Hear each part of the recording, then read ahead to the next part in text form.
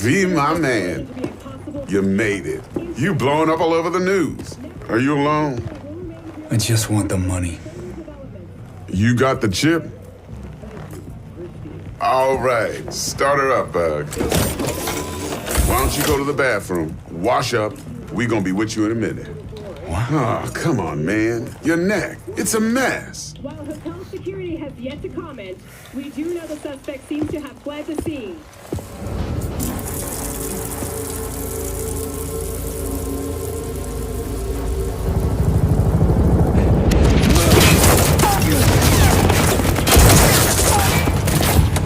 Initiating combat mode. Go! Destination confirmed. Woo! That's what I'm talking about!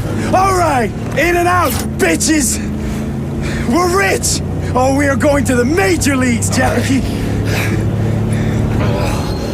Jack? Oh, shit!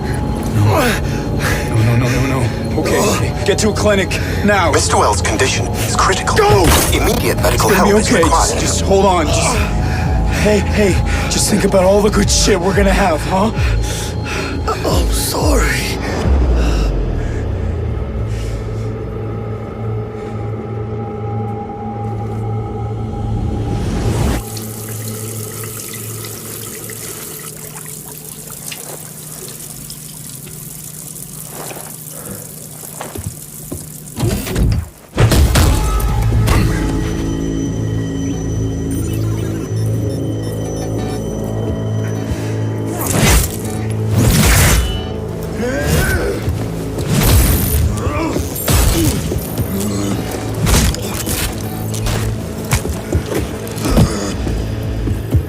Take the fucking chip, Dex. Every corporal cop in this city's gonna be blasting down these doors after what you and your psycho friend did. We didn't need all this cocksucking attention, damn it.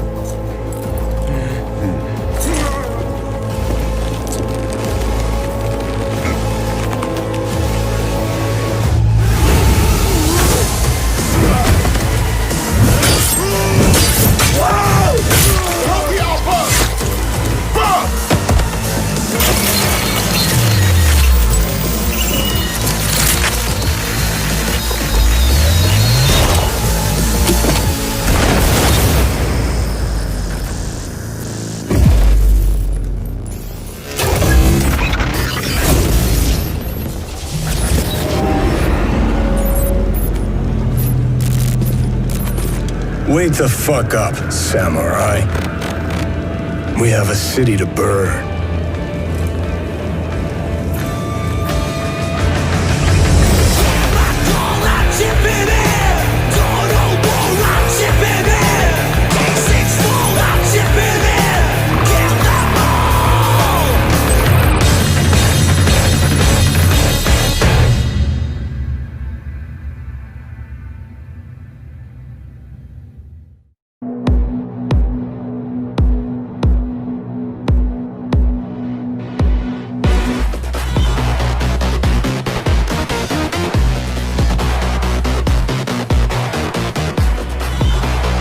God damn it. Be my man. You made it. You blowing up all over the news.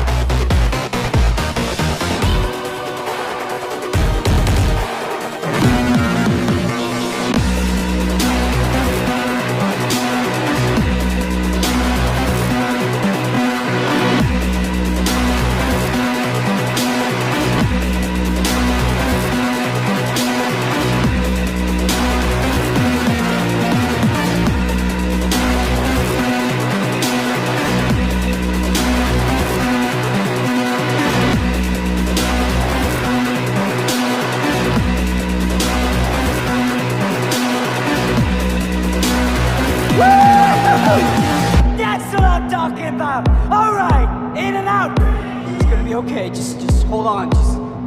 Hey, just think about all the good shit we're gonna have, huh?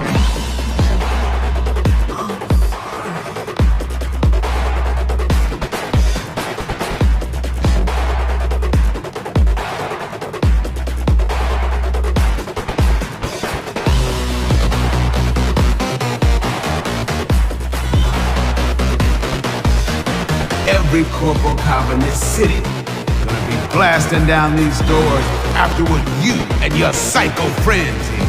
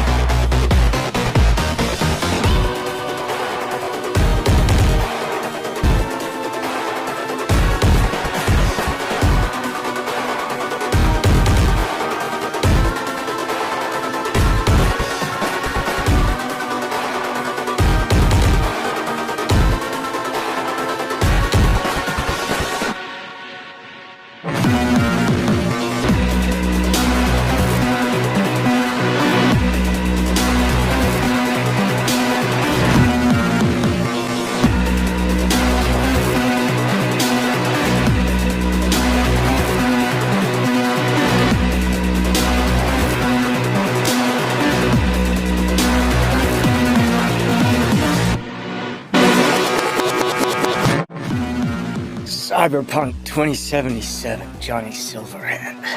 I've had the opportunity to do voiceover a few times. I'd worked on a cartoon. I had done some documentaries. I'd never done this much.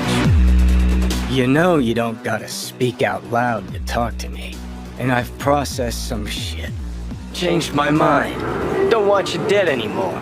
You know, and got to play a character in so many kind of different ways because of different paths or threads or choices. So you almost get to play one moment, say you have a decision. Would you take a bullet for it? With 3 different behavioral attitudes. So that was fun. You know, Johnny's either a dick, or he's happy, or he's trying to convince. Know why? Because you've always been a fucking pussy, Carrie. So it's been fun, and that was kind of what I was interested in. You know, the different options that the game could play. You know, playing the same person, but with different versions of it. Motion capture, baby. Johnny Silverhand. So one of the first elements that I was involved in with the game was motion capture. I've done a fair bit of motion capture. I did it with in the Matrix films. So to start doing the motion capture for Johnny, it was all very familiar to me. The only difference, I think, technologically was how close they were going to real-time review. But creatively, it was very familiar in the sense of starting a library of gesture and the toolbox, let's say, for the animators to work with for the character.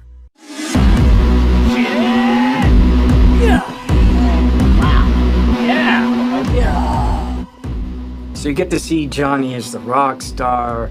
You know, you hear about his military past, you know, and he's fighting for his survival.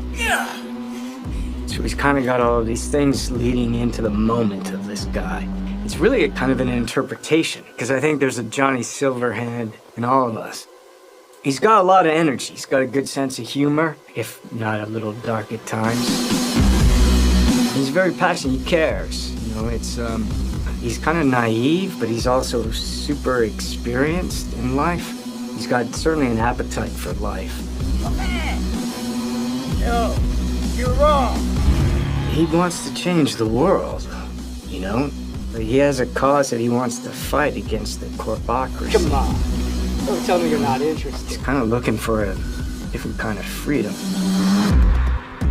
I believed in something bigger. At least I had a cause. What CD Projekt Red has shared with me in the way that they talk about the game and what I've seen is that it's got a lot of freedom. There's so many different paths that you can play the game on.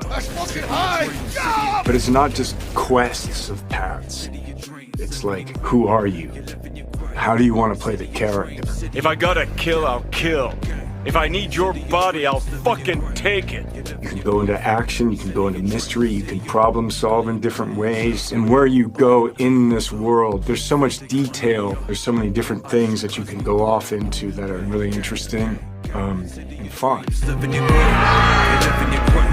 There's a real drama to the game and emotional stakes to it. And then there's lighter sides to it. Production design, technologically, how cutting edge it is. I don't think there'll be a game that looks like this. Yeah, it's intense. I take the driver, you get his side.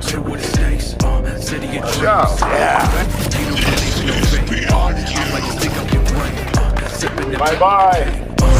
So hi, my name is Sarah Watling. I am the CEO of Jolly Research in Toronto, Ontario. In this video, we're going to show you a little bit about Jolly the software and Jolly in action within the world of Cyberpunk 2077. Maintenant, tu vas répondre à mes questions honnêtement, sans détour. Rayfield's mine. Скажи заплатить 2 раза, заплатишь 2 раза! Jolly is a suite of tools and a suite of services that result in what we think is the coolest and best and highest quality facial performance on characters. Oh, is that supposed to sound familiar? It's automatically generated on a face based on audio dialogue, audio speech from a voice actor. Slow, deep breaths. Your cortisol and adrenaline spiked, but the soft activated your hormone blockers. Nothing happened. You're alive and well. What Jolly tries to do is it tries to get to the root of what is being expressed in the vocal performance and put that on a 3D character. That's Rogue. Best fixer in all of Night City. There is just an incredible amount of performance in this game. Sure. A procedural solution allows you to animate over and over and over again at tremendous scale. Jolly is what powers every single character in the game of Cyberpunk 2077 in all of the languages that the game has been localized for. Ahora escúchame bien. Este mierdas de Anthony Gilchrist. ¿Es tu contacto? Hat Infos zum Konvoi durchsickern lassen? All you're doing is changing an attribute. For example, speech style. If you wanted your character to shout instead of mumble, instead of issuing a set of commands that redo the animation, instead you click an attribute going from, in this case, mumble to shout. But you walk. You breathe, but you walk. You breathe, but you walk. You breathe. If the lip sync is right, you don't notice. If the faces match and match the performance, you don't notice because you're too busy paying attention to how awesome the game is, how much you care about these characters, what you're gonna do. And that's what we want. That to me is, that's the sizzle. Don't you know you owe the sheriff a word when you pay his town a visit? To tell him what's brought you here. Maybe even over a cup of coffee. This is probably the most stressful E3 of my life. And I don't know why, but I just couldn't deal with the pressure. I was actually a shadow of myself at this E3. Cyberpunk 2077, CD Projekt Red's first deviation from the Witcher universe, is an action-oriented, narrative-driven open-world RPG. Which is a mouthful. The game was announced in 2012 and officially revealed in a teaser trailer in 2013. But after that, there was nothing. After the teaser, we kind of went dormant. There was silence for 4 or 5 years, which for me and for my community team was very hard because, you know, people were very excited about the game. When we first announced the Cyberpunk, we had a certain vision of where we want to take it. The main difference between a pen and paper RPG and the PC game still to this date is that ultimately, while video games are nicer to look at, the freedom that you have in a pen and paper RPG is something that we have yet to achieve in any game, I would say. We can't just take what is the source material and just, all right, we'll make a video game around it, but we have to be smart about it. Being smart takes time and experimentation. Over the last 5 years, the Cyberpunk development team has been crafting an experience that they hope exceeds the expectations of fans of both the original franchise and of CD Projekt's previous output. The reason why you can really go out and just show everything is because video game development is such an iterative process, right? What we have now might not be there tomorrow. So we've had ideas that have died over the years, then they have been resurrected, then they died again, and now they're back.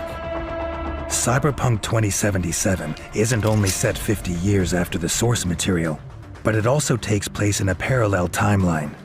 This gave the team the freedom to create a game that respected and referenced the source material, but also suited the shift to the video game medium. For example, it was vital that the player's character, V, be fully customizable. This was a real shift for a company associated with an incredibly iconic character like Geralt. For us, it's important to give players this freedom, to allow them to play themselves in our world and really immerse themselves. That is also part why we have the first-person perspective, right? Because you don't play as someone else, but you play as I. Got a window on the left, go! The move to first person is essential to convey the scale and verticality of Night City, the game's sprawling, neon-soaked hub. But this change in perspective, combined with a completely new style of navigation, including the ability to drive, brings with it a new set of design challenges. It's easy to make an open world that when you're on foot feels huge. But if you're in a car, it's 10 minutes. One feels like a huge world, the other like a not so huge world. And how do you balance that? How do you create the feeling of vastness? But those are the cool things when you challenge yourself to sort of push forward into new uncharted territory, right? And you try to find new solutions to these problems. At E3 2018, CD Projekt Red finally revealed the first gameplay of Cyberpunk 2077 to a select audience of media and invited guests. We were so nervous and anxious to learn what people will say about the game because the hype was unreal. Soon word spread that it was the must-see game of the show.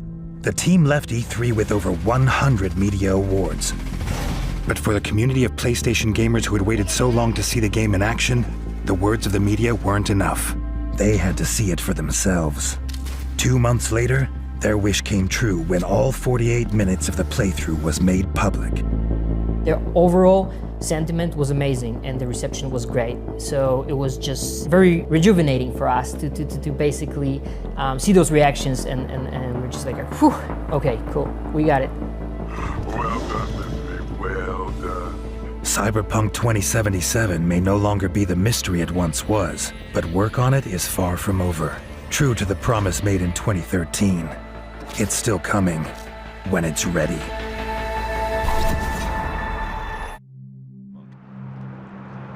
It's rain-wet streets, it's nights like this with fog rolling in, cars, faceless people going by doing the things that they're doing. There's something kind of hypnotic about it. That's when I get inspired. To carry what these streets are like, what the city is like, the mysteries, the stories, the thousands and thousands of people that you pass that are going by as shadows in this wet, cold, dangerous environment. I wanted to grab that. I wanted to take it into the future, and where I took it was Cyberpunk. What I loved was the fact that it was a combination of dystopian society, a lot of technology, with this really great overlayer of almost film noir. In a cyberpunk world, I realized real soon, was a world where people had the technology, but it didn't fundamentally change the fact that there was a lot of treacherous, nasty behavior, large weapons, and a lot of sort of serious danger all about. The important part in Cyberpunk is just that. It's not the technology, it's the feel. It's getting that dark, gritty, rain-wet street feeling, but at the same time getting that rock and roll, lost, and desperate and dangerous quality. Cyberpunk is about that interface between people and technology, but not in that transhumanist way where it's all about the technology changing or improving them. It's about how people use things. There's a great Gibson saying, the street finds its uses for things. And that's what Cyberpunk is about. Cyberpunk isn't about saving humanity, it's about saving yourself. We've approached doing it as a video game numerous times before. We have fought to find somebody who was enough of a fan of the world and the game to not want to go change it around or to stick a label of Cyberpunk on it and then do something totally different. And so when CDPR approached us, What we realized really rapidly was these guys are fans. These guys know the material. They're quoting things back to me I've forgotten. So they got it. And that's an important thing. You have to be able to understand why this world exists. They're dragging my butt all the way over to Poland several times a year. We're excited because there is a really strong element of cross-pollination. There's a really strong element of cooperative building going on. And that's really great. Cyberpunk 2020 was about early Cyberpunk. It was a world in which people didn't know a lot about what the tropes were, the feel for it. The great part about 2077 is that it's a mature form of that. We're basically able to progress a larger arc. You're going to get to see the outcomes of things that we started to talk about in the Fourth Corporate War. And we're going to be able to let players who play the previous game to see how those progress, see where they go to, and how they'll shape them. We're looking at the same mucky, nasty Night City that you were in before, just a lot bigger and probably a lot more dangerous, and with a lot of players you don't know about yet. 2077 is about the Cyberpunk you thought you knew, scaled up, bigger, badder, stranger. It's the visual component that the frozen pictures we would put in the books can't give you. It's the sound, it's the feel, it's the movement. 77 is going to be about being there. We've gone through a long, long journey, all of us. Those of you who've been fans have waited for us to get the right game together at the right time, the right team. And we were going to wait long enough to make sure it happened the right way. Cyberpunk 2077 is going to be the right way.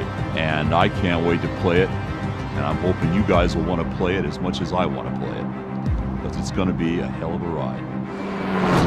We started with the visuals, and then we wanted to attach a proper sound to the visuals so that you have a nice feeling or a nice vibe of the complete car. And then we moved on to organizing the whole thing. Early on, we made the decision that we are going to record on the racetracks, and then we are going to record cars in movement. We started cooperation with Tomek Chopik, who is very, very well-known racing driver in Poland. That's really a nice sensation when you're driving with a racing driver and then he pushes the car to the limits. You can feel the G's with the braking and tight cornering, and you can feel the car actually bending the laws of physics. We wanted to record a broad spectrum of cars, so we started with the powerful muscle cars, and then we went to more screaming tuned V6s, inline 6s, and then we went to V10s. We wanted to grab the off-road cars. We of course grabbed some drift cars, just to have the more aggressive character in the cars.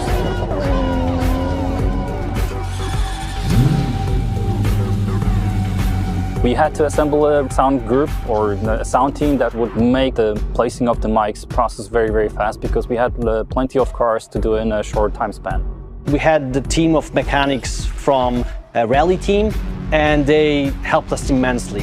What they've done is allowed us to put the microphones into places that we wouldn't be able to access differently. Putting a mic right into the car, they helped us to locate the places that are best. Usually place 3 microphones in the engine bay, 3 microphones in the exhaust, and 2 microphones in the car. Cars are very, very complex in terms of sound, and it's very difficult to get all the necessary components that you have to make it sound believable. But we were trying to look for something that would give us the character of the engine.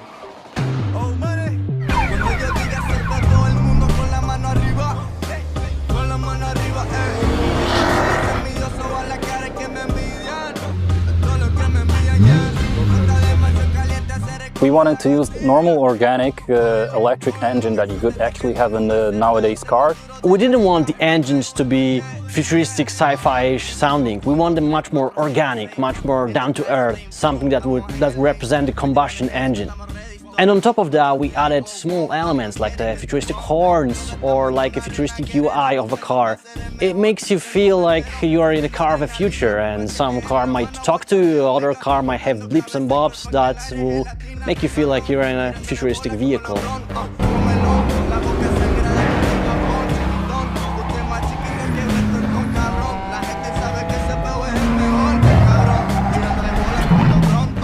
We wanted to be very, very close to what Mike set up in the lore. And early on, we decided to record Johnny's original car, which is Porsche 911 930 from 1977. We recorded on dyno in control environment in a chamber. We could put mic in very different places. Porsche 930 that we recorded is the only car really that will be really sounding like the real car in the real world.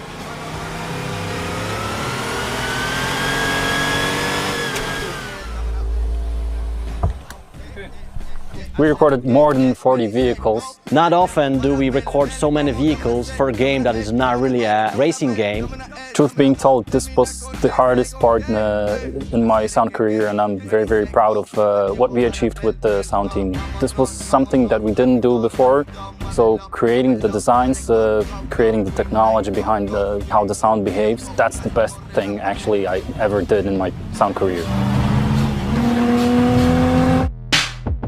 Smell,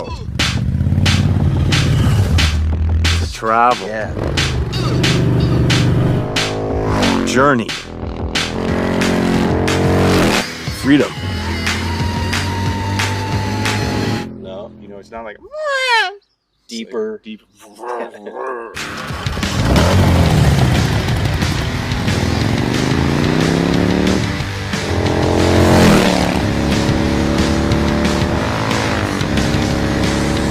I'm Gard Hollinger. I'm Keanu Reeves. And we're here as representatives of Arch Motorcycle, and we're doing some audio recording for Cyberpunk 2077.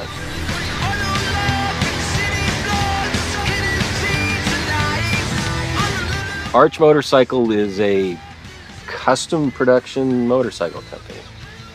What's unique about it is that the motorcycles are built on a production platform, but each one is designed to be able to be personalized for each customer.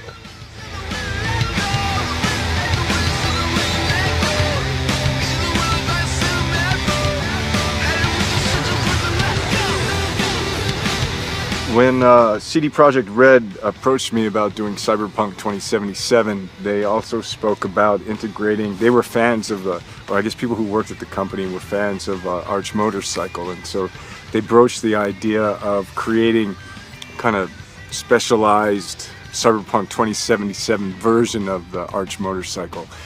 And I thought that was a very fine idea.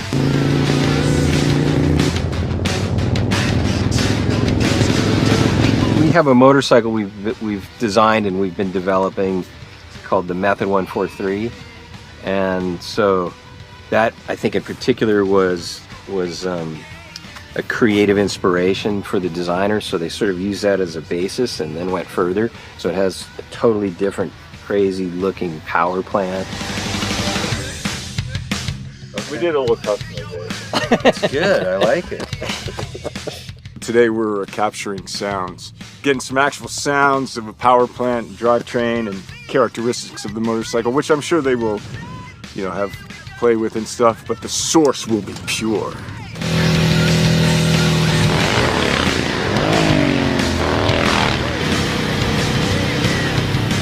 Has a sort of a racing engine in it compared to our production motorcycles. It has a dual exhaust system, and it sounds pretty sounds good. I could definitely blindfolded tell that that's the Method 143-ish sounding motorcycle, yeah.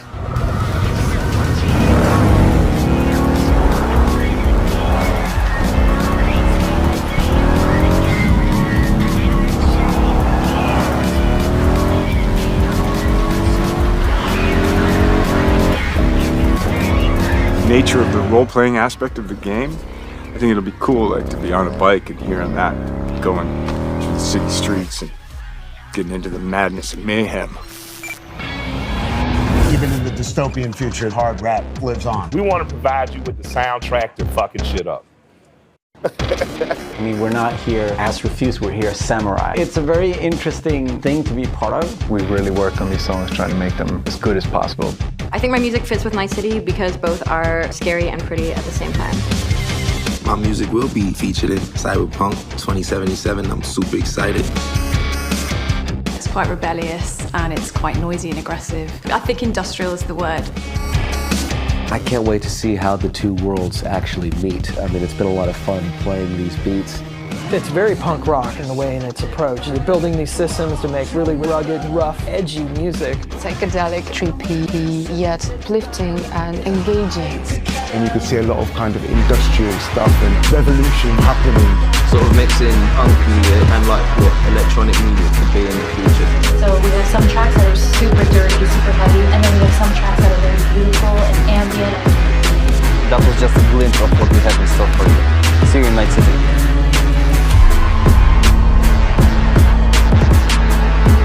Score is the main vessel of emotions in both movies and video games, and Cyberpunk 2077 is no different.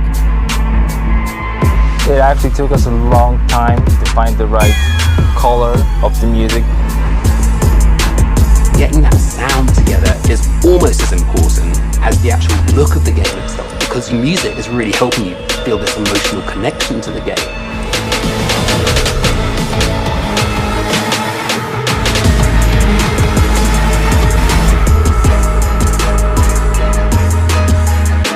One of the main ideas was to take the cyberpunk genre out of the 80s and give it a 90s flair.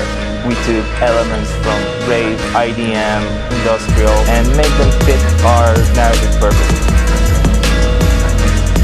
We decided that close to 100% of our music is purely electronic. That's why we tried to stick to analog synths as much as possible, so it's got a warmth to it. I'm super proud of the team we've managed to gather for this project. For me, it was basically my own personal aesthetic matching the aesthetic of the game. When I read the brief, I was like, oh, this is going to be great. I can be myself. I can make music, and it comes from an honest place. I love the fact that the music in this game is so varied. So we have some tracks that are super dirty, super heavy, and then we have some tracks that are very beautiful and ambient. I'm using all kinds of different effects. So it's been great to be able to experiment with the sound and the style.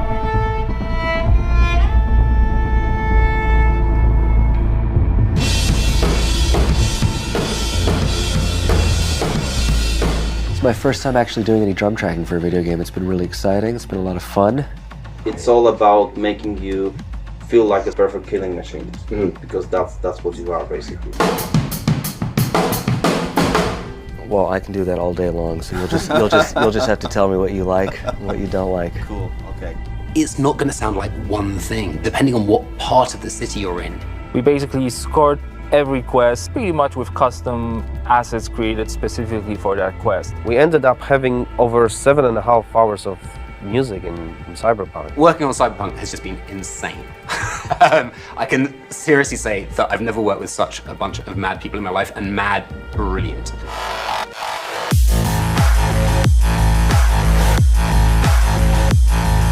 The gear that we use comes out of boutique shops, or they are vintage synthesizers like this Polyvox.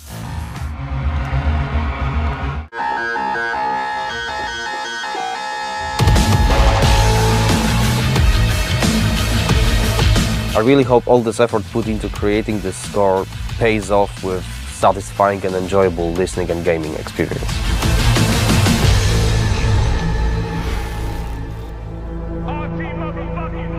Hello, Night City. What's shaking, Night City? Good morning, Night City!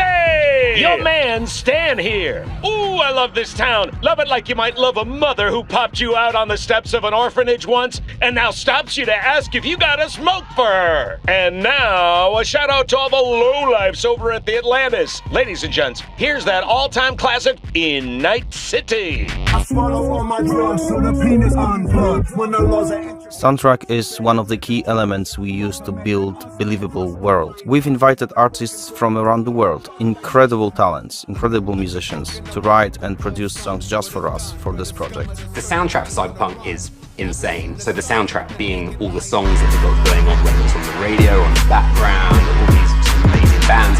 We've got over 150 custom genre-bending tracks, all waiting for you to discover them by